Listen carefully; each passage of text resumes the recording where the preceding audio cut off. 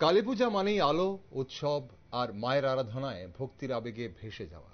ফিরে এলাম বিরতির পর, আর সেই ভক্তির আবেগে এই মুহূর্তে ত্রিপুরা রাজ্যের এবং দেশের বিভিন্ন প্রান্তের কালীপূজা এবং দীপাবলি উৎসবের চিত্র আমরা আপনাদের সামনে তুলে ধরছি।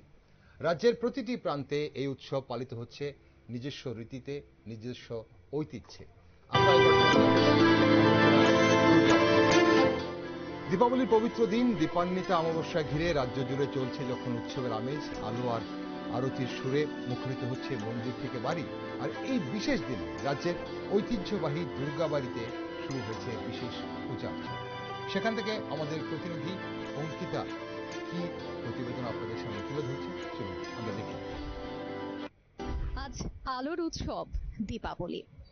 অন্ধকারের বিনাশ এবং আলোর প্রতীক হিসেবেই এই দিনটি দীপাবলি হিসেবেই পালন করা হয়। আর দীপাবলি উপলক্ষে প্রত্যেকটি জায়গায় দেখা যাচ্ছে যে আলোর রোশনায় সেজে উঠেছে পুজো মণ্ডপ। তবে আমরা এই মুহূর্তে দাঁড়িয়ে রয়েছি রাজ্যের এক ঐতিহ্যবাহী মন্দির অর্থাৎ দুর্গাবাড়িতে। দুর্গাবাড়ি মূলত দুর্গাপুজো হয়ে থাকে, কিন্তু দুর্গাপূজার সাথেও প্রত্যেকটি অন্যান্য পুজোও কিন্তু হয়ে থাকে। তার মধ্যে দীপাবলি উপলক্ষে অর্থাৎ দীপান্বিতা অমাবস্যায় যে কালী পুজোর আয়োজন করা হচ্ছে প্রত্যেকটি জায়গায় তিথি অনুসারে, ঠিক তেমনি দুর্গাবাড়িতেও কিন্তু এই বিশেষ পূজার্চনা শুরু হয়ে যাচ্ছে, চলছে প্রস্তুতি। তাই অন্যান্য জায়গার ছবি তো আমাদের প্রতিনিধি দেখাচ্ছে, কিন্তু আমি এবার ঐতিহ্যবাহী দুর্গাবাড়িতে চলে এসেছি।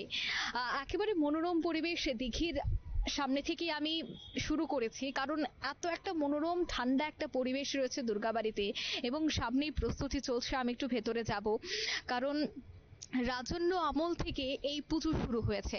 রাজন্য আমল থেকে দুর্গাপূজার সাথে সাথে প্রত্যেকটি অমাবস্যায় কালী পুজো তো হয়, তার সাথেও একটি মাসিক কালী পুজো হয়।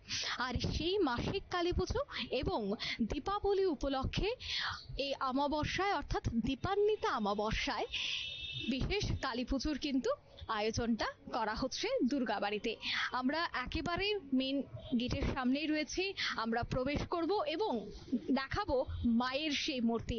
যারাই বাড়িতে বসে রয়েছেন বা অন্যান্য জায়গায় যাচ্ছেন, দুর্গাবাড়িতে আসতে পারছেন না, তাদের জন্যই কিন্তু আমরা চলে এসেছি।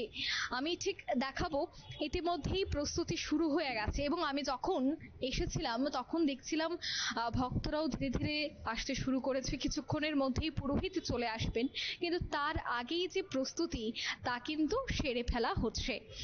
একটি হচ্ছে মাসিক কালী পুজো এবং অন্য আরেকটি হচ্ছে এই অমাবস্যা উপলক্ষে কালী পুজো।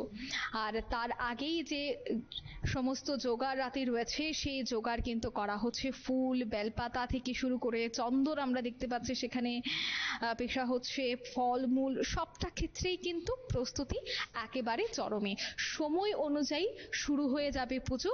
তার আগেই কিন্তু এই মুহূর্তে দুর্গাবাড়ির একেবারে ভেতরের ছবি আমরা তুলে ধরছি এবং আমার সামনেই দেখা যাচ্ছে যে মা কালীর মূর্তি রয়েছে। ঠিক এই মূর্তিকেই পুজো করা হবে এবং ঠিক এই পাশে আরো একটি মূর্তি রয়েছে, দুটো মূর্তিকেই কিন্তু পুজো করা হবে।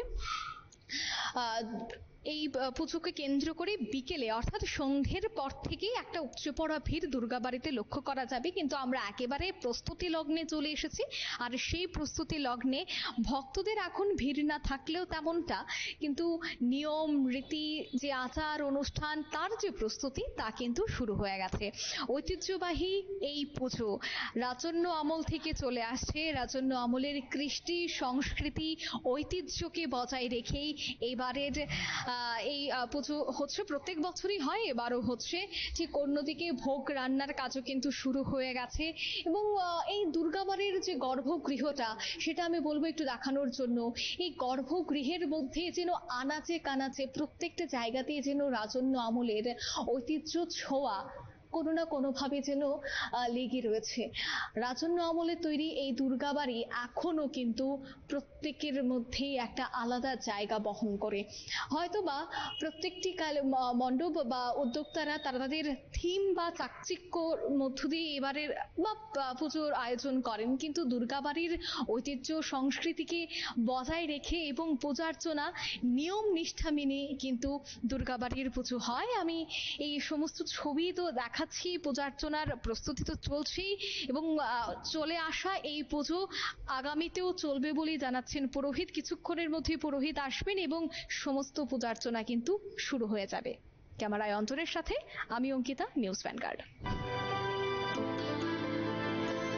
আপনারা দেখলেন আমাদের প্রতিনিধি অঙ্কিতা দুর্গাবাড়ির মন্দির চত্বর থেকে কালী পূজার চিত্র তুলে ধরলেন। দীপান্বিত অমাবস্যার এই বিশেষ পূজা কেবল একটি ধর্মীয় অনুষ্ঠান নয়, এটি আলো, বিশ্বাস ও ঐতিহ্যের পুনর্জাগরণ। দুর্গাবাড়ির এই পূজা রাজ্যের সাংস্কৃতিক ঐতিহ্যকে নব আলোকে উদ্ভাসিত করে এবং মানুষকে মনে করিয়ে দেয় যে অন্ধকার যতই গভীর হোক, আলোর জয় অবশ্যই হবে। আমরা চোখ রাখছি রাজ্যের বিভিন্ন প্রান্তের যে ঐতিহ্যবাহী কালী পূজাগুলো, বা যেখানে শ্যামা কালী পূজা হয়, উদয়পুর মাতারবাড়ি হোক, বিলোনিয়া হোক, অমরপুক হোক, ধর্মনগর হোক, প্রত্যেক প্রান্তে আমরা চোখ রাখার চেষ্টা করব এবং সেখানকার চিত্র আপনাদের সামনে তুলে ধরার চেষ্টা করব। পাশাপাশি আগরতলা শহরে বিভিন্ন যে প্রাচীন এবং প্রতিষ্ঠিত কালীবাড়িগুলো আছে, সেখানে পুজো কেমন চলছে তা আপনাদের সামনে তুলে ধরার চেষ্টা করছি আমরা। আপনার সঙ্গে থাকুন, দেখতে থাকুন নিউজ ভ্যানগার্ড। নিচ্ছে একটা ছোট্ট বিরতি।